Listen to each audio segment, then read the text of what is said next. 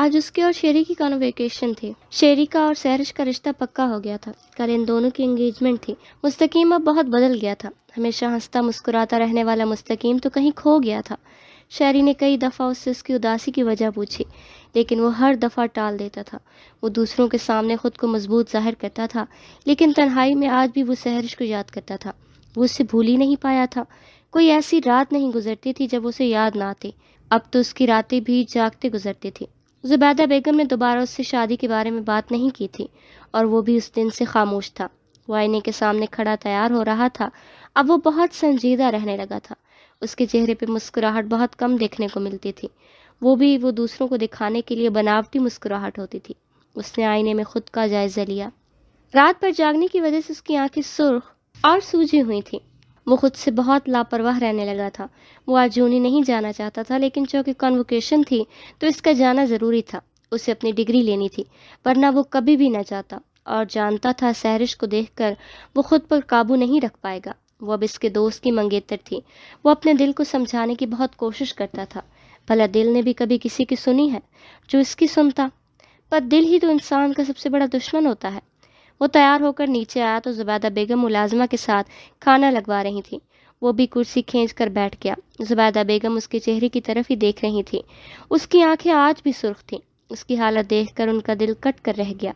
وہ کافی دنوں سے اس سے بات کرنا چاہتی تھی، لیکن انہیں ٹائم ہی نہیں ملا تھا۔ اس نے اور شیری نے مل کر بزنس سٹارٹ کیا تھا، اس لیے وہ مصروف رہتا تھا۔ انہوں نے سوچ لیا تھا کہ وہ آج اس سے بات کر کے رہیں گی۔ اس کا کھانا کھانے کا موڈ نہیں تھا، لیکن وہ اپنی امی کا ساتھ دینے کے لیے کھا رہا تھا۔ مستقیم، وہ نوالہ لینے لگا جب زبیدہ بیگم نے پکارا۔ جی امی جان، کل شیری کی منگنی ہے۔ میں چاہتی ہوں اب تم بھی شادی کرو اور اپنا گھر بساؤ۔ تو مجھے اس لڑکی کے بارے میں بتاؤ جس سے تم محبت کرتے ہو۔ میں خود اپنے بیٹے کا رشتہ لینے جاؤں گی۔ میرے لیے تم سے بہتر اور کچھ بھی نہیں ہے۔ تمہارے بابا جان تو پہلے ہی مجھے چھوڑ کر جا چکے ہیں۔ اب میں اپنے بیٹے کو کھونا نہیں چاہتی۔ تم میرا واحد سہارا ہو۔ جب میں تمہیں ایسے دیکھتی ہوں تو میرا دل دکھتا ہے بھائی جان، اور عذرا سے میں خود بات کر لوں گی۔ میرے لیے میرے بیٹی کی خوشی سے بڑھ کر اور کچھ بھی نہیں ہے۔ ان کی بات کرو۔ اس کا کھانا کھاتا ہاتھ بیچ میں رک گیا۔ اب وہ انہیں کیا بتاتا کہ وہ تو اس سے پہلے ہی چھن چکی ہے۔ اب وہ اس کے بارے میں سوچ بھی نہیں سکتا۔ کون سی لڑکی؟ اس نے انجان بنتے ہوئے پوچھا۔ وہی لڑکی جس سے تم محبت کرتے ہو، تم نے مجھے بتایا تھا نا؟ انہوں نے اس کی طرف دیکھتے ہوئے پوچھا۔ ایسا ممکن نہیں امی جان، اس نے پانی پیتے ہوئے کہا۔ یہ کیا بات ہوئی؟ ممکن کیوں نہیں ہے؟ میں جاؤں گی نا تمہارا رشتہ لے کر، تو مجھے بس اس لڑکی کا پتہ بتاؤ۔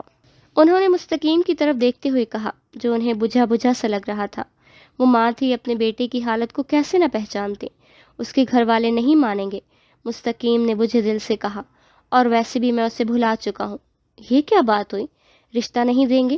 میں ان کے گھر جاؤں گی اپنے بیٹے کی خوشی کے لیے۔ اگر مجھے ان کے پیر بھی پکڑنے پڑے تو میں پکڑ لوں گی۔ ایسا نہیں ہو سکتا امی جان، اس کی شادی ہو چکی ہے۔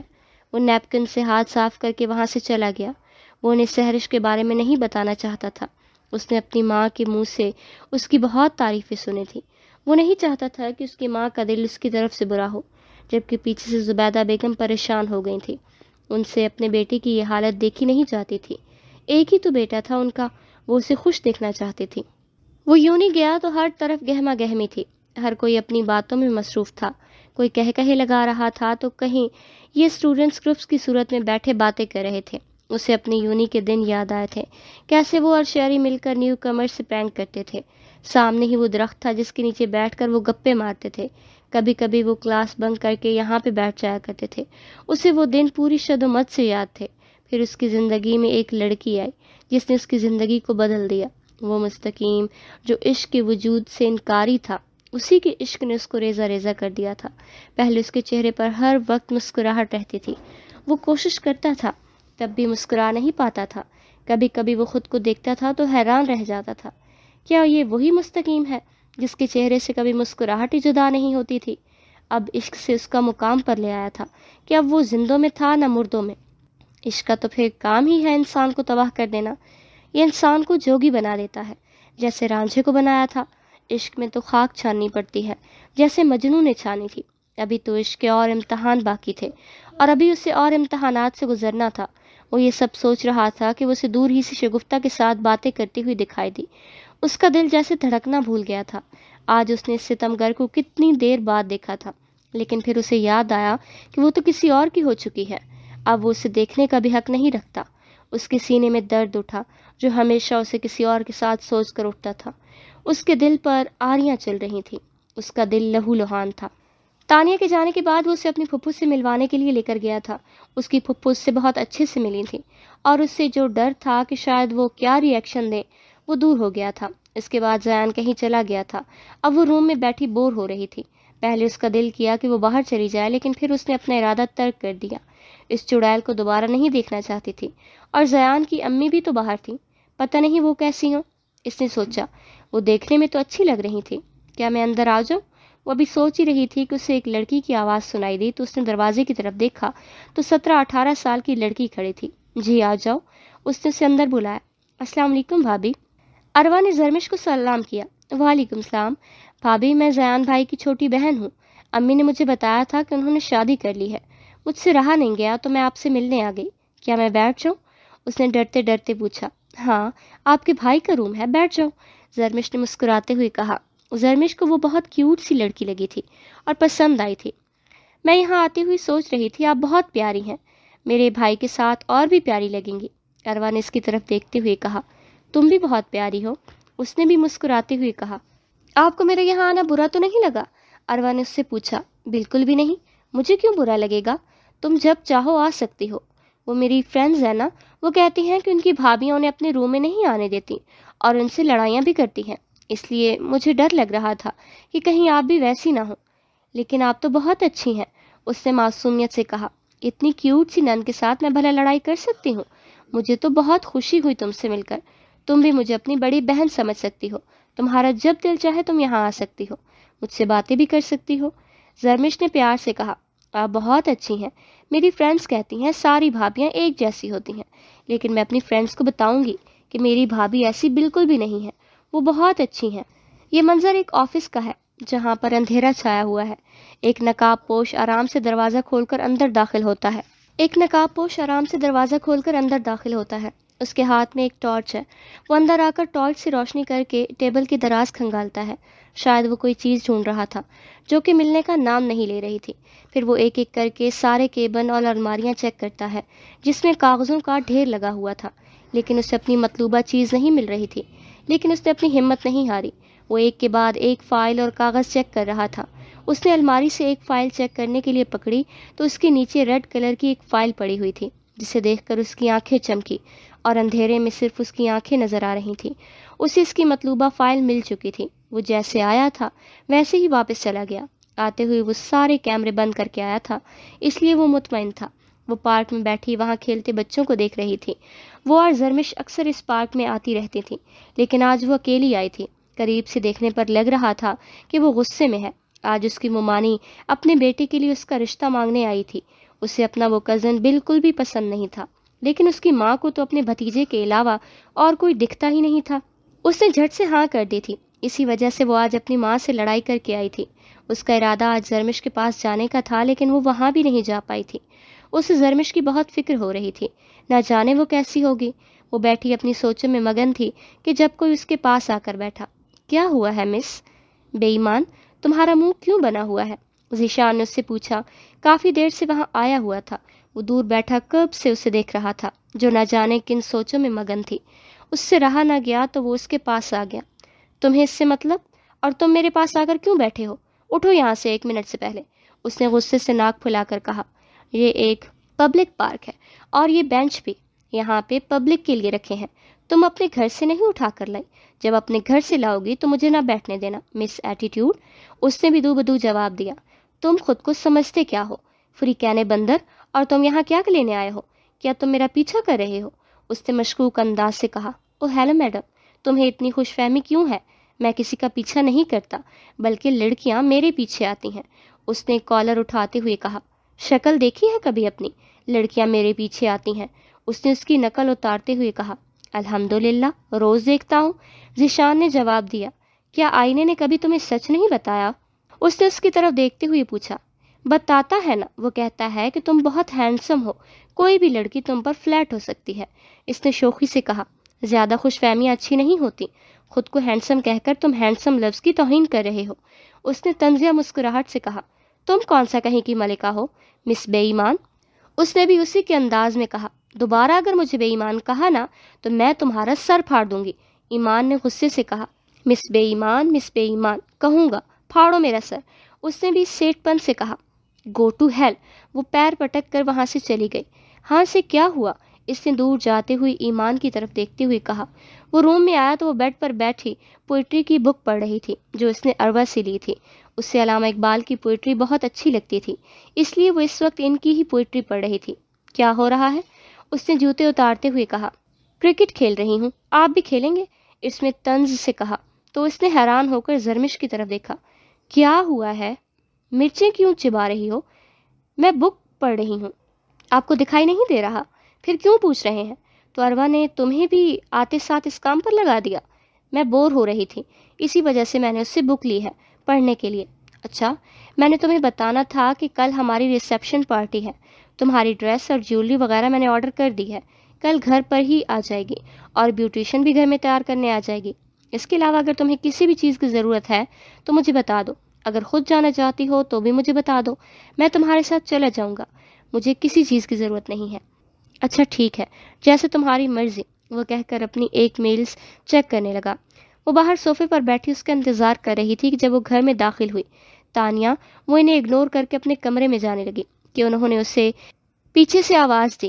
جی ماما، یہ کہاں سے آ رہی ہو تم؟ کبھی تو ٹک کر گھر بیٹھ جایا کرو، کیوں ہر وقت مجھے ذلیل کرواتی رہتی ہو؟ اور زیان کی بیوی کے ساتھ بدتمیزی کیوں کی ہے تم نے؟ کب سدھرو گی تم؟ کیا سوچ رہی ہوگی وہ کہ یہ تربیت کی ہے میں نے تمہاری؟ وہ غصے سے بولنے لگی تو بولتی ہی چلی گئی، لیکن اس پر ان کی باتوں کا کوئی اثر نہیں ہو رہا تھا۔ او پلیز ماما، مجھے پہلے ہی اس لڑکی کی وجہ سے بہت غصہ ہے، اور اس لڑکی کو تو میں چھوڑوں گی نہیں، اس نے میری انسلٹ کی ہے۔ کیوں کرتی ہو تم ایسا؟ خدا کے لیے بس کر جاؤ، یہ نہ تنگ کیا کرو مجھے، انہوں نے اس کے آگے ہاتھ جوڑتے ہوئے کہا۔ آپ بھی مجھے باتیں سنا رہی ہیں؟ آپ جانتی ہیں آپ کے بھتیجے نے اس لڑکی کی وجہ سے مجھے کتنی باتیں سنائی ہیں، مجھے کمرے سے نکل جانے کو کہا، اتنی بے عزتی کی ہے آج اس نے میری، وہ بھی صرف اس 2 ٹکے کی لڑکی کی وجہ سے۔ اس سے میری محبت چھینی ہے مجھ سے۔ ماما، آپ کو کیا لگتا ہے میں اسے اتنی آسانی سے جانے دوں گی؟ اپنی چیز پر میں کسی کی نظر بھی برداشت نہیں کرتی ہوں، وہ تو پھر میری محبت ہے، اسے میں حاصل کر کے ہی رہوں گی۔ اب وہ میری ضد بن گیا ہے، چاہے اس کے لیے مجھے جو بھی کرنا پڑے۔ اس نے غصے سے لفظ سے باتے ہوئے کہا۔ ہوش کرو تانیہ، بس کر جاؤ، وہ کوئی چیز نہیں ہے، جیتا جاگتا انسان ہے، شادی کر چکا ہے وہ، اس کی جان چھوڑ دو، انہوں نے بے بسی سے کہا۔ زیادہ دیر تک نہیں چلے گی یہ شادی، اب آپ دیکھیے گا میں کیا کرتی ہوں، اور پلیز آپ اپنے بھتیجے کی سائڈ لینا بند کیجیے، کہہ کر وہ وہاں سے چلی گئی، جبکہ وہ پیچھے سے پریشان ہو گئی۔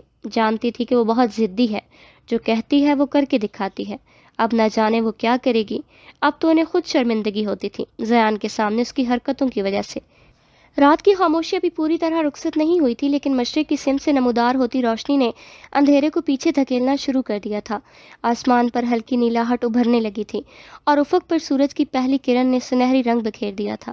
کھڑکی کے پردے ہلکی سی ہوا سے ہل رہے تھے، باہر سے پرندوں کی چہچہاہٹ کی مدھم آواز اندر آ رہی تھی، جیسے قدرت نے نئی صبح کا استقبالیہ ترتیب دیا ہو۔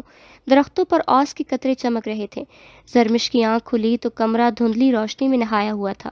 اس نے اپنے ساتھ خالی جگہ کو دیکھا، زیان وہاں پر نہیں تھا، شاید وہ مسجد میں نماز پڑھنے چلا گیا تھا۔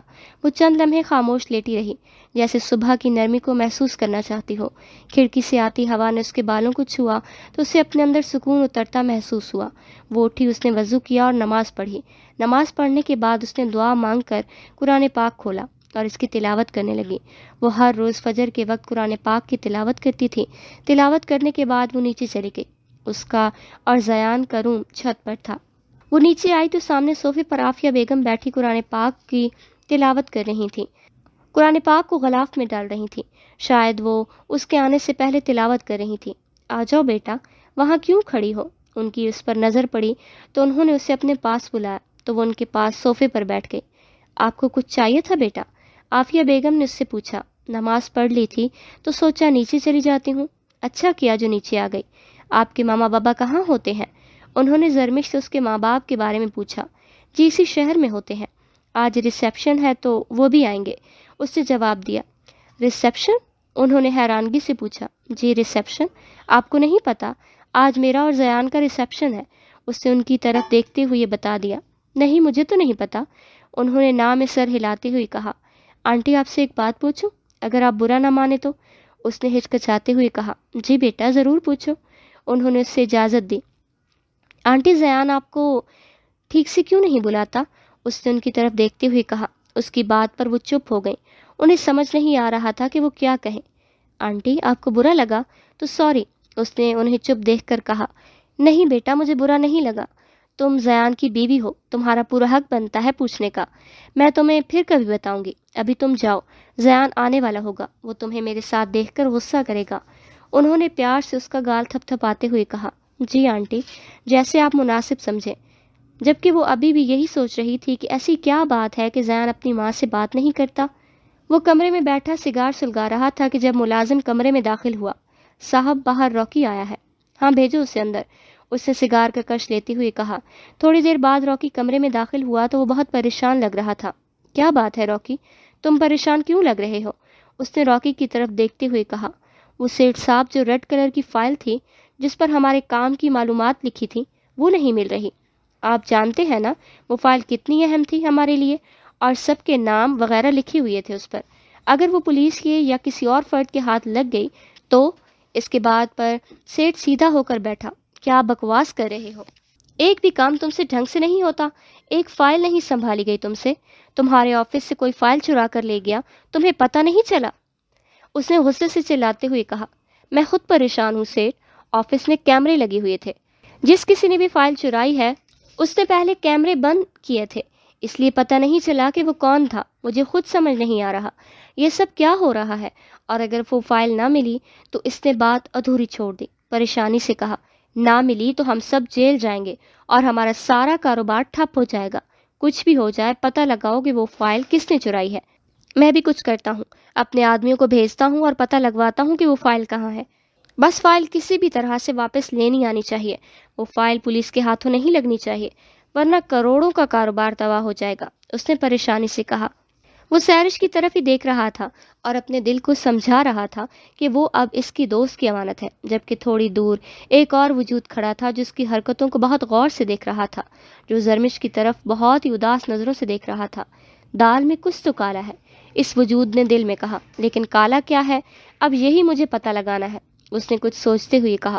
تھوڑی دیر بعد شیری اور اس کے کلاس فیلوز بھی آ گئے تھے، وہ ان کے ساتھ ملنے لگا تھا۔ ابھی تھوڑی دیر میں کانوکیشن شروع ہونے والی تھی، دوبارہ پتہ نہیں کب ملنا ہوتا، اس لیے سب مل کر ان پلوں کو انجوائے کرنا چاہتے تھے۔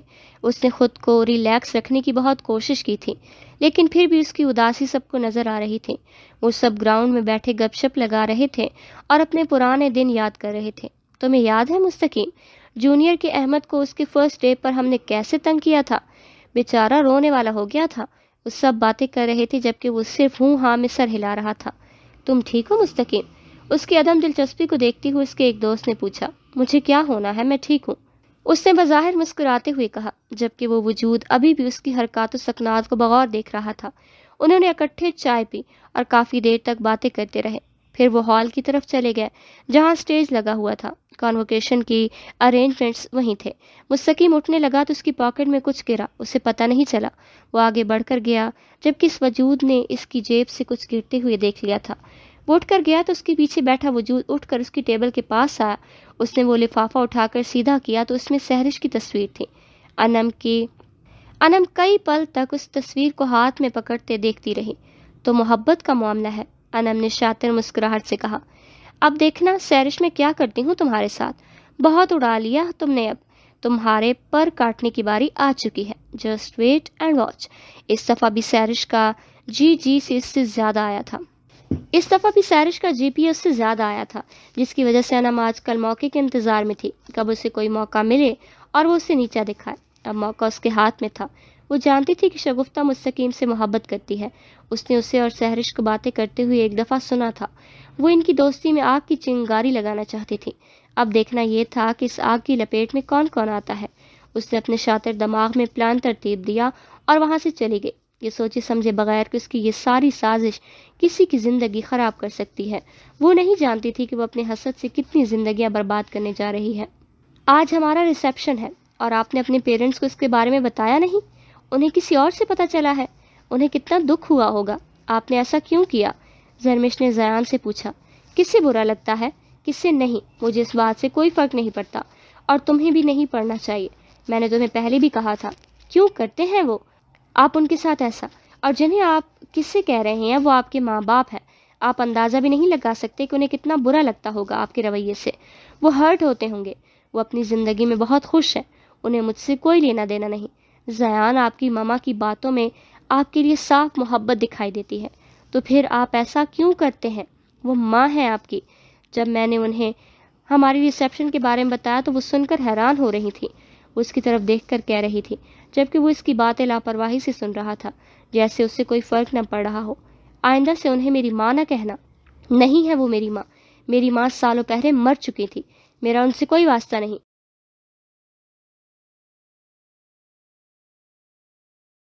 وہ میرے لیے صرف میرے باپ کی بیوی ہے، اس کے علاوہ اور کچھ بھی نہیں. وہ غصے سے کہہ کر کمرے سے چلا گیا، جبکہ وہ ابھی تک دروازے کی طرف دیکھ رہی تھی جہاں سے وہ ابھی گیا تھا. زیان نے اسے تیار کرنے کے لیے بیوٹیشین گھر پر بلائی تھی، جو اسے تیار کرنے آ چکی تھی. اس کے ولیمے کی ڈریس اور جیولری وغیرہ بھی آ گئی تھی. وہ ڈریس لے کر واش روم میں چینج کرنے چلی گئی. وہ چینج کر کے باہر آئی تو بہت پیاری لگ رہی تھی. اس نے گولڈن کلر کی لانگ میکسی پہنی ہوئی تھی جو اس پر بہت جچ رہی تھی. میم، آپ تو میک اپ کے بنا بھی اتنی پیاری لگ رہی ہیں. بیوٹیشین نے اس کی تعریف کرتے ہوئے کہا تو وہ مسکرا دی. وہ اس کا میک اپ کر رہی تھی. کمرے میں ہلکی خوشبو بکھری ہوئی تھی. بیوٹیشین خاموشی سے اپنے کام میں مگن تھی، جبکہ زرمش آنکھیں نیم بند کیے ہوئی آئینے کے سامنے بیٹھی تھی. آپ کی اسکن بہت اچھی ہے. بس تھوڑا سا ہائی لائٹر لگاؤں گی تو گلو اور نکھر جائے گا، بیوٹیشین نے مسکراتے ہوئے کہا. زرمش نے ہلکے سے اس بات میں گردن ہلائی. کیسا لگ رہا ہے؟ بیوٹیشین نے جب لپسٹک کا آخری ٹچ دیا تو آئینے میں اس کا مکمل روپ ظاہر ہوا. بہت خوبصورت لگ رہی ہیں آپ. بیوٹیشین کی آواز میں تعریف تھی.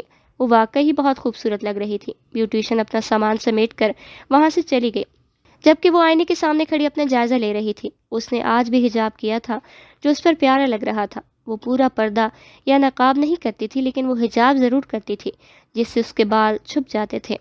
وہ آئینے کے سامنے کھڑی اپنا جائزہ لے رہی تھی جب زیان روم میں داخل ہوا. اس نے بلیک 3 پیس پہنا ہوا تھا جو اس کے وقار کو اور ابھار رہا تھا. بال لاپرواہ سے ماتھے پر بکھرے ہوئے تھے. اس نے ہاتھ میں رولیکس کی گھڑی پہنی ہوئی تھی. اس کے پاؤں بلیک ہی لوفرز میں مقید تھے. وہ ہمیشہ کی طرح جاذب نظر لگ رہا تھا. اس کی آنکھیں سیدھی اس پر مرکوز تھیں، جیسے وہ پہلی بار اسے دیکھ رہا ہو یا شاید ہر بار یوں ہی دیکھتا ہو. وہ آہستہ آہستہ قدم بڑھاتا اس کے قریب آیا. آئینے میں دونوں کا عکس ایک ساتھ نظر آیا، ایک مکمل عکس، جیسے کہانی اب حقیقت بننے جا رہی ہو. اس نے جیب سے 10 ہزار کے نوٹ نکال کر اس کے سر کے اوپر سوارے. بہت خوبصورت لگ رہی ہو مسز زیان خانزادہ، بالکل 14ویں کی چاند کی طرح. اس نے اس کی تعریف کی. لکھنی چاہی جو اس کی خوبصورتی پر غزل، تو اس کی تعریف کے لیے الفاظ کم پڑ گئے. آج میرے بیٹے کا ولیمہ ہے اور مجھے پتہ ہی نہیں ہے. مجھے شیرازی صاحب سے پتہ چلا اور ان کی بات سن کر میں حیران ہوا تھا. وہ کیا سوچ رہے ہوں گے زیان؟ تم جانتے ہو مجھے کتنی شرمندگی ہوئی ان کے سامنے. کیا مجھے اتنا بھی حق نہیں کہ مجھے اپنے بیٹی کی خوشی میں شریک ہو سکوں؟ وہ زرمش کے ساتھ نیچے آیا تو شہریار صاحب نے دکھ سے کہا، جبکہ وہ ایسے کھڑا تھا جیسے اسے کوئی فرق ہی نہ پڑ رہا ہو. اب بولتے کیوں نہیں ہو تم؟ تمہاری اس خاموشی کا میں کیا مطلب لوں؟ انہوں نے اسے خاموش دیکھ کر کہا. اب آپ کو پتہ تو چل گیا ہے تو آپ آ جانا. اور جہاں تک رہی بات میری خوشیوں کی، تو ہمیشہ آپ مجھ سے وہ چھینتے ہی تو آئے ہیں. اس نے کہا کہ اس کے لہجے میں ایک درد تھا جیسے زرمش نے شدت سے محسوس کیا تھا، لیکن وہ سمجھ نہیں پائی تھی کہ زیان نے ایسا کیوں کہا. چلو زرمش. اس نے زرمش کا ہاتھ پکڑا اور وہاں سے چلا گیا. یہ سب کچھ میری وجہ سے ہوا ہے شہریار. اس کی قصوروار میں ہوں اور سزا آپ کو بھگتنی پڑ رہی ہے. فاریہ بیگم نے روتے ہوئے کہا. تمہارا اس میں کوئی قصور نہیں ہے، یہ سب اسی طرح ہی لکھا تھا. تم بس دعا کرو کہ اس کا دل ہماری طرف سے نرم ہو جائے.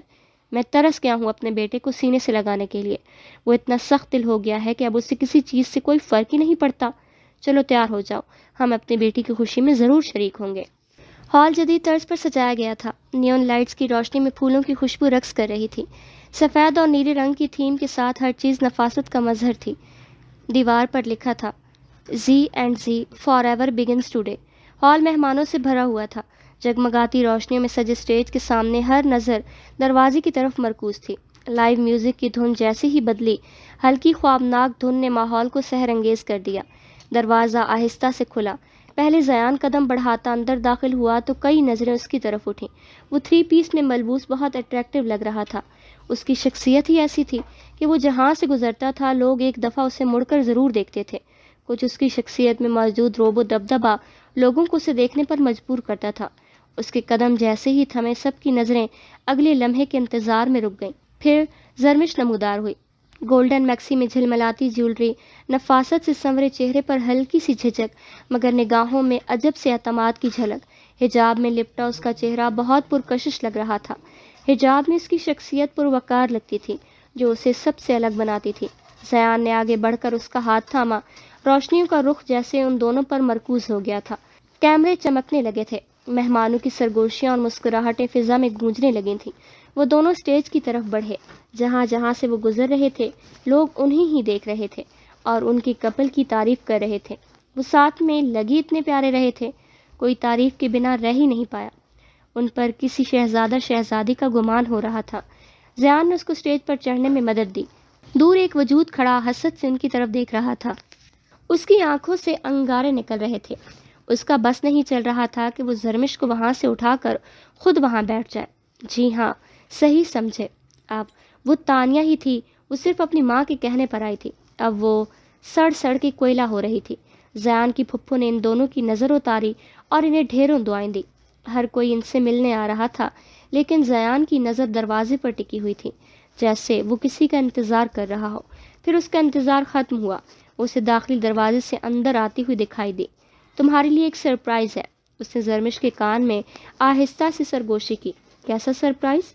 اس نے آہستگی سے کہا۔ سامنے دیکھو۔ زیان کے کہنے پر اس نے سامنے دیکھا تو وہاں سے ایمان آ رہی تھی۔ وہ اسے دیکھ کر بہت خوش ہوئی تھی اور اس کے چہرے پر وہ یہی خوشی تو دیکھنا چاہتا تھا۔ زرمش کو امید نہیں تھی کہ وہ آئے گی لیکن زیان نے اسے اسپیشل طور پر انوائٹ کیا تھا۔ وہ جانتا تھا زرمش اسے دیکھ کر خوش ہو جائے گی۔ وہ اسٹیج پر آئی تو زرمش کھڑی اس کے گلے ملی۔ کیسا لگا سرپرائز؟ ایمان نے اس سے پوچھا۔ بہت اچھا، اس نے خوشی سے کہا۔ السلام علیکم زیان بھائی۔ اس نے زرمش سے گلے ملنے کے بعد زیان کو سلام کیا۔ وعلیکم السلام، اس نے سر ہلاتے ہوئے سلام کا جواب دیا۔ آپ دونوں ایک ساتھ بہت پیارے لگ رہے ہیں۔ آپ لوگوں کو دیکھنے کے بعد یہی بولنے کو دل کر رہا ہے کہ میڈ فار ایچ ادر۔ اس کی کمپلیمنٹ پر زیان مسکرا دیا جبکہ زرمش خاموش تھی۔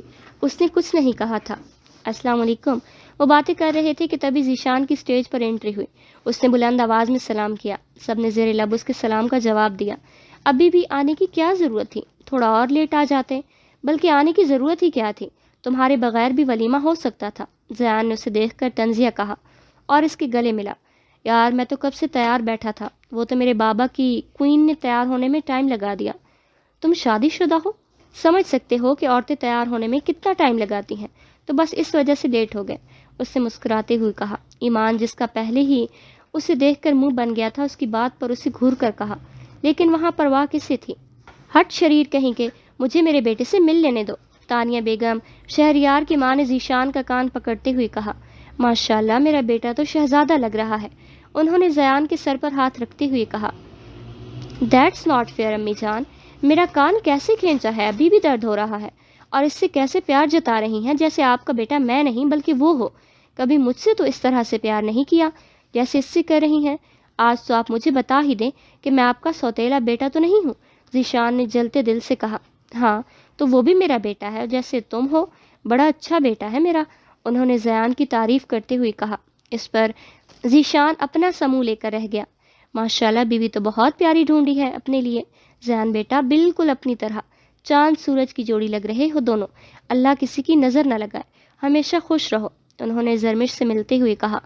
بیگم اب پیچھے بھی ہو جائے، مجھے بھی تو مل لینے دیں زیان سے، سرمد صاحب ذیشان کے والد نے کہا جو کب سے اپنی باری کا انتظار کر رہے تھے۔ ان کے کہنے پر وہ سائڈ پہ ہو گئی۔ وہ زیان سے گلے ملے اور اسے مبارکباد دی اور زرمش کے سر پر ہاتھ رکھا۔ خوش رہو بیٹا، زرمش نے صرف مسکرانے پر اکتفا کیا۔ اسے ذیشان کی امی ابو بہت اچھے لگے تھے۔ عافیہ بیگم اور شہریار صاحب دور سے زیان کو دیکھ رہے تھے جو بہت خوش لگ رہا تھا۔ ان کے دل کو کچھ ہوا۔ وہ جانتی تھی کہ ذیشان کی ماں زیان کو بالکل اپنے بیٹی کی طرح سمجھتی ہیں، لیکن پھر بھی ان کا دل دکھتا تھا۔ وہ چاہتی تھی زیان انہیں بھی ویسے محبت دے۔ وہ اس کی سوتیلی ماں ضرور تھی لیکن زیان سے بالکل سگی ماں کی طرح محبت کرتی تھی، لیکن زیان نے شروع سے ہی انہیں ماں کا درجہ نہیں دیا تھا۔ بلکہ وہ ایک ہی بات کہتا تھا کہ اس کی ماں صرف ایک تھی جو مر چکی ہے، جبکہ وہ چاہتی تھی زیان ایک دفعہ ماں کہہ کر انہیں پکارے، لیکن اب انہیں لگتا تھا کہ ان کی یہ خواہش کبھی بھی پوری نہیں ہوگی۔ وہ حسرت سے ان کی طرف دیکھ رہی تھی۔ ایک دن آئے گا جب وہ ہمارے ساتھ بھی یوں ہی خوش ہوگا، اداس نہیں ہو۔ شہریار صاحب انہیں اداس دیکھ کر کہا۔ وہ دن کب آئے گا شہریار؟ میں انتظار کر کر کے تھک گئی ہوں، اب تو مجھے لگتا ہے میری ہمت جواب دے رہی ہے۔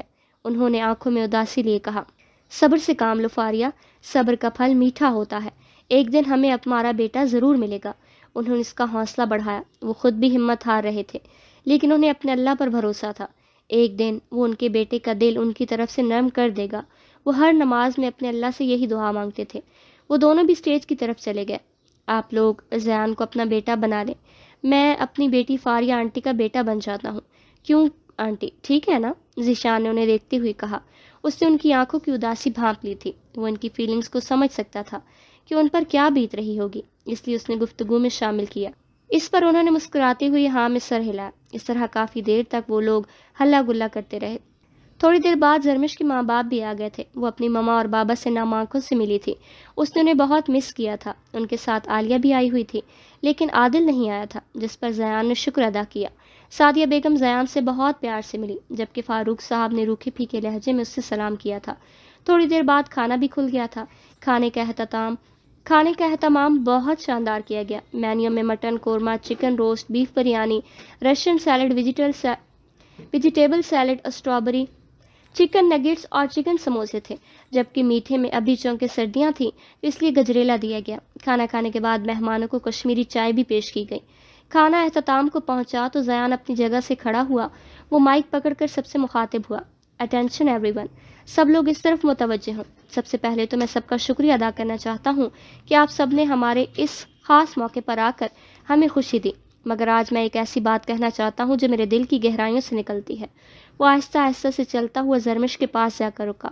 میں جانتا ہوں میں نے بہت غلط کیا، یہ بھی جانتا ہوں محبت میں محبوب کی عزت سب سے اوپر ہوتی ہے، لیکن میں کیا کروں؟ دل کو پہلی بار کوئی اچھا لگا تھا۔ مجھے لگتا تھا تم مجھ سے چھن جاؤ گی، مجھے کوئی اور راستہ نہیں ملا، اس لیے میں نے تم سے ایسے شادی کی۔ میں آج سب کے سامنے اپنی غلطی کا اعتراف کرتا ہوں۔ میں آج اس محفل کے سامنے سچے دل سے معافی مانگتا ہوں۔ مجھے یہ حرکت نہیں کرنی چاہیے اور میں چاہتا ہوں کہ تم مجھے معاف کر دو۔ میں وعدہ کرتا ہوں کہ آئندہ اپنی زندگی تمہاری عزت اور خوشیوں کے لیے جیتا رہوں گا۔ I know I made a mistake, but from the moment I saw, sorry for everything you my life changed completely. You are not just my wife. You are my heart, my strength, my everything. I promise to spend every day proving my love to you and making sure you feel safe and grace. Please give me a chance to be man you deserve. میں جانتا ہوں کہ میں غلطیاں کی ہیں، لیکن جس لمحے میں میں نے تمہیں دیکھا میری زندگی مکمل طور پر بدل گئی۔ تم صرف میری بیوی نہیں ہو، تم میرا دل، میری طاقت، میرا سب کچھ ہو۔ میں وعدہ کرتا ہوں کہ ہر دن تمہیں اپنی محبت کا ثبوت دوں گا اور اس بات کو یقینی بناؤں گا کہ تم ہمیشہ محفوظ اور عزیز محسوس کرو۔ براہ کرم مجھے وہ موقع دو کہ میں وہ آدمی بن سکوں جس کا تم حق رکھتی ہو۔ تمام لوگ اس شہزادے کو دیکھ رہے تھے جو اپنی شہزادی سے معافی مانگ رہا تھا، جبکہ وہ دم سادے کھڑی۔ اسے امید نہیں تھی کہ وہ اسے سب کے سامنے اس طرح معافی مانگے گا۔ بھری محفل میں اس کی وجہ سے اس کے کردار پر کیچڑ اچھالا گیا تھا اور آج بھری محفل میں ہی اس نے اسے معتبر کر دیا تھا۔ خوش قسمت ہوتی ہے وہ عورت جس کا شوہر اس سے اپنی غلطی کی معافی مانگے، ورنہ آج کے دور میں تو مرد اپنی غلطی کا اعتراف نہیں کرتا۔ اور کہاں وہ شہزادی اس سے معافی مانگ رہا تھا؟ وہ شہزادی ہی تو تھا، وہ شہزادہ ہی تو تھا جو رب نے اس کے نصیب میں لکھا تھا۔ وہاں موجود سب لوگوں نے اسے ستائش سے دیکھ رہے تھے اور اس شہزادی کی قسمت پر رشک کر رہے تھے، جبکہ وہ خاموش تھی۔ اسے سمجھ نہیں آ رہا تھا کہ وہ کیا کہے۔ بولو زرمش، کیا تم مجھے ایک اور موقع دو گی مجھے اپنی محبت کو ثابت کرنے کا؟ اس نے گھٹنوں کے بل بیٹھتے ہوئے اس کے سامنے اپنا ہاتھ پھیلایا۔ وہ جانتی تھی کہ زیان نے غلط کیا ہے۔ وہ اس سے ناراض تھی کیونکہ اس کی وجہ اس کے بابا کا سر جھکا تھا، اس کے کردار پر کیچڑ اچھالا گیا تھا، لیکن وہ یہ ہرگز نہیں چاہتی تھی کہ وہ یوں سب کے سامنے اس سے معافی مانگے۔ وہ ان عورتوں میں سے ہرگز نہیں تھی جو اپنے شوہر سے سب کے سامنے معافی منگوائے۔ وہ جانتی تھی کہ شوہر کا اسلام میں کیا رتبہ ہے۔ اب اس کی عزت اس کے شوہر سے تھی تو وہ کیسے اسے سب کے سامنے جھکا سکتی تھی؟ تو وہ اس کا جھکا ہوا سر نہیں دیکھ سکتی تھی۔ بولو زرمش، اس نے اس کی خاموشی پر اسے پھر سے پکارا تو اس نے اس کے ہاتھ پر ہاتھ رکھا اور ہاں میں سر ہلایا۔ پورا ہال تالیوں سے گونج اٹھا، لیکن ایک وجود تھا جس سے یہ سب برداشت نہیں ہو رہا تھا۔ اس نے سوچ لیا تھا کہ وہ ان دونوں کو الگ کر کے ہی رہے گی۔ اس نے اسے ایک موقع دے دیا تھا، وہ اس کا شوہر تھا اور سب کے سامنے اس سے معافی مانگ رہا تھا۔ خوش قسمت ہوتی ہے وہ عورت جس کا شوہر اس سے اپنی غلطی کی معافی مانگے، ورنہ آج کل تو مرد اپنی غلطی کا اعتراف بھی نہیں کرتے۔ اس کی وجہ سے اس کے کردار پر کیچڑ اچھالا گیا تھا اور آج اس نے اس سب کے سامنے عزت دے کر معتبر کر دیا۔ ہر کوئی اسے ستائش سے دیکھ رہا تھا، لوگ اس کی قسمت پر رشک کر رہے تھے، جبکہ ذیشان ابھی تک حیران تھا۔ اسے یقین نہیں آ رہا تھا کہ زیان نے سب کے سامنے زرمش سے معافی مانگی ہے۔ وہ کسی سے سوری نہیں کرتا تھا تو اس کا حیران ہونا بنتا تھا۔ جگر تو گیا کام سے، اس نے تو زن مریدی کے سارے ریکارڈ ہی توڑ دیے۔ وہ منہ میں بڑبڑایا، اپنی بیوی کو سب کے سامنے عزت دینا زن مریدی نہیں ہے بلکہ ہمارے نبی کی سنت ہے۔ لیکن یہ بات تم جیسے لوگ کیسے سمجھ سکتے ہو؟ ایمان جو اس کے پاس ہی کھڑی تھی اس نے کہا۔ اسے اس کی بات بہت ناگوار گزری تھی۔ مجھے تو لگا تھا کہ تم شاید آج زبان گھر بھول آئی ہو، ذیشان نے طنزیہ انداز میں کہا۔ اس نے تیوری چڑھائی، زبان گھر بھول کر نہیں آئی، بس فضول لوگوں کے منہ لگنا چھوڑ دیا ہے۔ ہر وقت مرچیں کیوں چباتی رہتی ہو؟ ذیشان نے اس سے کہا۔ کیونکہ تم جیسے غیر سنجیدہ انسان سے میٹھی باتیں ہضم نہیں ہوتی، اس نے تڑک کر کہا۔ ذیشان نے آنکھیں سکیڑ کر اسے گھورا۔ تو تمہاری باتوں کو ہضم کرنے کے لیے لوگ ڈائجیشن کی دوائی ساتھ رکھیں؟ تمہارے لیے تو پوری فارمیسی بھی کم پڑ جائے گی، ایمان نے طنزیہ انداز میں کہا۔ بڑی آئی مرچوں کی شہزادی، ذیشان نے منہ بنایا، اور تم ہو کسوری نمک کے بیکار برانڈز، نہ ذائقہ نہ اثر، ایمان نے دو بدو جواب دیا۔ اب تم میری بےعزتی کر رہی ہو، ذیشان نے برا مناتے ہوئے کہا۔ او ریلی، تمہیں بےعزتی محسوس ہوتی ہے؟ ایمان نے بھمیں اچکاتے ہوئے کہا۔ تمہیں میں بےعزتی پروف لگتا ہوں؟ اس سے برا مناتے ہوئے کہا۔ بےعزتی پروف؟ اس نے حیران ہوتے ہوئے کہا۔ یہ میری ڈکشنری ہے، تمہیں سمجھ نہیں آئے گی، ذیشان نے جواب دیا۔ بھاڑ میں جاؤ تم، میں تم سے بحث ہی کیوں کر رہی ہوں؟ وہ پیر پٹک کر چلی گئی۔ کبھی گو ٹو ہیل تو کبھی بھاڑ میں جاؤ۔ اف، میری کوئی عزت ہی نہیں ہے؟ جب گھر والے ہی نہیں کرتے تو باہر والوں نے کیا خاک کرنی ہے؟ وہ بڑبڑا کر رہ گیا۔ اروا بہت خوش لگ رہی تھی، اس نے اپنی سب دوستوں کو زرمش سے ملوایا تھا۔ آخر انہیں بتانا بھی تو تھا نا کہ اس کی بھابھی بالکل ان کی بھابھیوں جیسی نہیں ہے۔ زرمش کو بھی اس کی سب فرینڈز بہت اچھی لگی تھیں، وہ سب اروا کی ہی طرح معصوم اور چلبلی سی تھیں۔ ولیمہ اپنے اختتام کو پہنچا، تمام مہمان اب رخصت ہو رہے تھے۔ ذیشان کی فیملی اور زرمش کے ماں باپ بھی اب جا رہے تھے۔ اپنا خیال رکھنا میری جان، اور زیان کے ساتھ چکر لگانا گھر کا، اور اسے معاف کر دینا۔ آپ شوہر سے زیادہ دیر تک ناراض نہیں رہتے، بہت محبت کرتا ہے وہ تم سے، اس کی محبت کی قدر کرنا۔ سعدیہ بیگم نے اسے گلے لگاتے ہوئے کہا تو اس نے ہاں میں سر ہلایا۔ وہ سب اس سے مل کر چلے گئے۔ اوکے، میں چلتی ہوں زیان بھائی، میری دوست کا خیال رکھے گا، ایمان نے زیان سے کہا تو اس نے سر ہلایا۔ خدا حافظ زرمش، اس نے زرمش کے گلے ملتے ہوئے کہا۔ خدا حافظ، پھر کب آؤ گی؟ اس نے پوچھا۔ جلد ہی آؤں گی انشاءاللہ، اس نے کہا۔ وہ اور زرمش بھی گھر کے لیے نکلنے لگے۔ پھپھو اور تانیہ شہریار صاحب کے ساتھ چلی گئیں۔ وہ اور زرمش پارکنگ میں آئے تو زیان دروازہ کھولنے لگا ہی تھا کہ تانیہ جانے کہاں سے نازل ہو گئی۔ وہ بالوں کو جھٹکتے ہوئے گاڑی کا دروازہ کھول کر بیٹھنے لگی۔ زرمش نے جلدی سے دروازے پر ہاتھ رکھا۔ کہاں باجی؟ اس نے کمر پر ہاتھ ٹکاتے ہوئے کہا۔ کیا مطلب؟ گاڑی میں بیٹھنے لگی ہوں، آنکھیں خراب ہیں تمہاری جو تمہیں نظر نہیں آ رہا؟ اس نے طنز سے کہا۔ میری آنکھیں الحمدللہ بالکل ٹھیک ہے، لیکن تمہیں لگتا ہے دکھائی نہیں دے رہا کہ تم میری سیٹ پر بیٹھ رہی ہو۔ یہ سیٹ خاص لوگوں کے لیے ہوتی ہے اور یہ میرے لیے مخصوص ہے، اس نے تڑخ کر کہا۔ وہ یہ بھی بھول گئی تھی کہ وہ دلہن ہے، جبکہ زیان تو حیران تھا کہ یہ اس کا کون سا روپ ہے، لیکن اسے اس کا ہر روپ اچھا لگتا تھا۔ جبکہ تانیہ بھی حیران ہوئی، وہ تو اسے معصوم سمجھتی تھی اور اسے لگتا تھا کہ وہ اسے آسانی سے زیان کی زندگی سے کک آؤٹ کر دے گی، لیکن یہاں تو سب الٹا تھا۔ مخصوص سے تمہارا کیا مطلب ہے؟ اس پر تمہارا نام لکھا ہے؟ اس نے ہوش میں آتے ہوئے جواب دیا۔ جی، بہت مخصوص، جیسے جہاز میں بزنس کلاس صرف ان لوگوں کے لیے ہوتی ہے جو اس کی قیمت چکانے کی حیثیت رکھتے ہیں، وہ کہتے ہوئے دروازہ کھول کر اندر بیٹھ گئی۔ زیان مسکراہٹ سے اسے دیکھ رہا تھا، وہ بھی دروازہ کھول کر ڈرائیونگ سیٹ پر بیٹھ گیا۔ بیٹھ جاؤ، تمہارے لیے بیک سیٹ ٹھیک رہے گی، گرم بھی ہے اور آرام دہ بھی۔ ویسے اگر تمہارا پیدل آنے کا موڈ ہے تو اور بھی اچھی بات ہے، ورزش ہو جائے گی تمہاری، اس نے کہا۔ تو تانیہ غصے سے گاڑی میں بیٹھ گئی۔ اس نے دروازہ اتنی زور سے بند کیا تھا کہ زرمش کو کانوں پر ہاتھ رکھنا پڑا۔ آہستہ دروازہ بند کرو، میرے شوہر کی حق حلال کی کمائی کا ہے، اس نے پیچھے دیکھتے ہوئے کہا۔ وہ جو پہلے تپی ہوئی تھی اس کی بات پر اور زیادہ تپ گئی، جبکہ زیان تو اس کا میرا شوہر کہنے پر ہی خوش ہو گیا۔ تمہیں تو میں بعد میں دیکھ لوں گی، اس نے غصے سے کہا، بعد میں کیوں؟ ابھی دیکھ لو نا، ویسے بھی میں دلہن بنی ہوئی ہوں۔ وہ اس کی بات پر خاموش ہو گئی۔ اس میں اتنی کیپیسٹی نہیں تھی کہ وہ اس سے لڑ پاتی۔ وہ بہت تھک گئی تھی۔ سارے راستے اسے غصہ آتا رہا۔ کیسے اس نے پلاننگ بنائی تھی کہ وہ زرمش کو جلائے گی، اس لیے وہ شہریار صاحب کے ساتھ نہیں گئی تھی، لیکن آج اسے ہی چلنا پڑ رہا تھا۔ لیکن اس نے سوچ لیا تھا کہ وہ اتنی آسانی سے اسے نہیں چھوڑے گی۔ اس سے اچھا تو وہ شہریار صاحب کے ساتھ ہی چلی جاتی۔ ویسے مجھے لگا نہیں تھا کہ تم ایسا تانیہ کی بولتی بند کرو گی، زیان نے روم میں داخل ہوتے ہوئے کہا۔ وہ یہی ڈیزرو کرتی ہے۔